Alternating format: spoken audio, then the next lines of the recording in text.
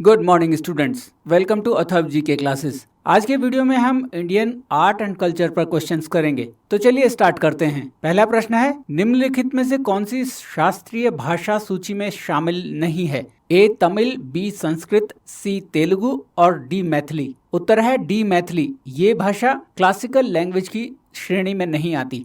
ऐसी 6 भाषाएं हैं जिन्हें भारतीय सरकार ने शास्त्रीय भाषाएं घोषित किया है।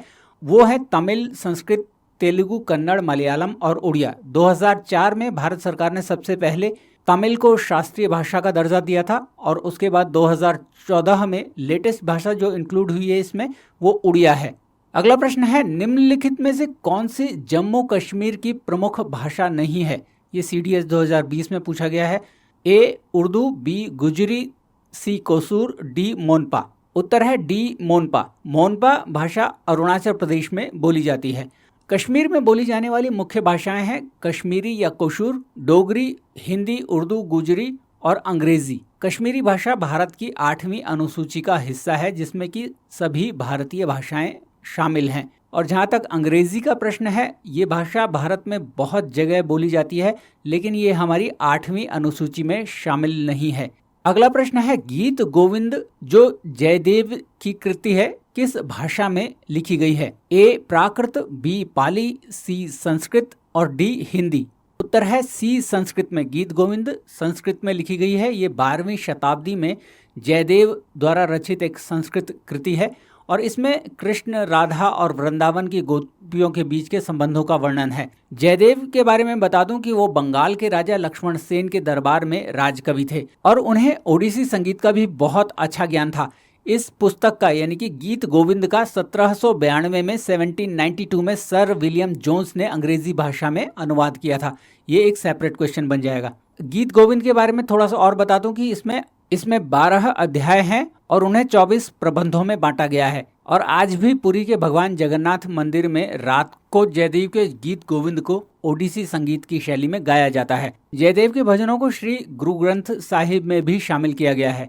अगले प्रश्न पर चलते हैं। 16 महाजनपदों का नाम किस पवित्र ग्रंथ में वर्णित है? ए इंडिका, बी अंगुत्तर निकाय, सी कल्पसूत्र, डी हर्षचरित। उत्तर है बी अंगुत्तर निकाय। अंगुत्तर निकाय एक बौद्ध ग्रंथ है जिसमें 16 साम्राज्यों या महाजनपदों का उल्लेख है। और जो दूसरे ऑप्शंस हैं, इंडिका आपको पता ही है कि मेगास्थनीज द्वारा लिखी गई है पुस्तक और ये मौर्य काल से संबंधित है। कल्पसूत्र एक जैन ग्रंथ है जिसमें जैन तीर्थंकरों विशेषकर पार्श्वनाथ और महावीर की जीवनियाँ शामिल हैं और ऐसा माना जाता है कि इसे महावीर के निर्वाण के बाद लिखा गया था। हर्षचरित बाणभट्ट द्वारा संस्कृत में लिखी गई हर्षवर्धन की जीवनी है और बाणभट्ट हर्षवर्धन के दरबारी कवि थे। अगला प्रश्न है, पुरुष सूक्त किस पवित्र ग्रंथ का भाग है? ए ऋग्वेद, बी योग सूत्र, सी रामायण और डी भगवद गीता। उत्तर है ए ऋग्वेद। इस स्तोत्र का वर्णन ऋग्वेद के 10वें मंडल में किया गया है और ऋग्वेद हमारे वेदों में सबसे पुराना वेद है। वर्ण व्यवस्था की अवधारणा का उल्लेख ऋग्वेद के पुरुष सूक्त में किया गया है और योग सूत्र पतंजलि द्वारा लिखित संस्कृत सूत्रों का एक संग्रह है। रामायण के बारे में आपको पता ही है, ये वाल्मीकि द्वारा लिखी गई थी और भगवद गीता महाभारत के भीष्म पर्व का एक भाग है। गीता में 18 अध्याय हैं और 700 श्लोक हैं। अगला प्रश्न है, 10 कुमार चरित या 10 राजकुमारों की कहानियां किसके द्वारा रचित हैं? ये CDS 2015 में पूछा गया है। ए भट्टी, बी बाणभट्ट, सी भास और डी दंडी। उत्तर है डी दंडी द्वारा। 10 कुमार चरित संस्कृत में एक गद्य रोमांस है जिसका श्रेय दंडी को जाता है। भट्टी 6वीं और 7वीं शताब्दी के एक संस्कृत कवि और प्रभावशाली भट्टी काव्य के लेखक हैं।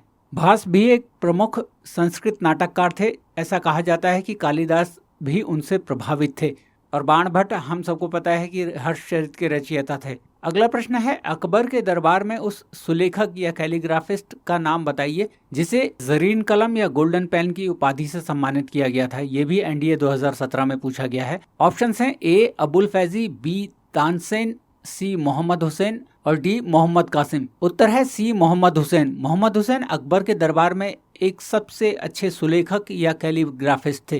फैजी अकबर के 9 रत्नों में से एक थे जिन्होंने पंचतंत्र, रामायण और महाभारत का फारसी में अनुवाद किया। तानसेन भी अकबर के 9 रत्नों में थे और एक महान संगीतकार थे। मोहम्मद कासिम एक लेखक थे जिन्होंने इबरतनामा लिखा था। तो स्टूडेंट्स, ये थे आर्ट एंड कल्चर पर कुछ बहुत महत्वपूर्ण क्वेश्चंस। आई होप आपको वीडियो पसंद आया हो। अगर आपको वीडियो पसंद आया तो इसे लाइक और शेयर ज़रूर कीजिएगा और करंट अफेयर्स और जीके के लिए इस चैनल को ज़रूर सब्सक्राइब कीजिएगा। Thank you very much for watching this video.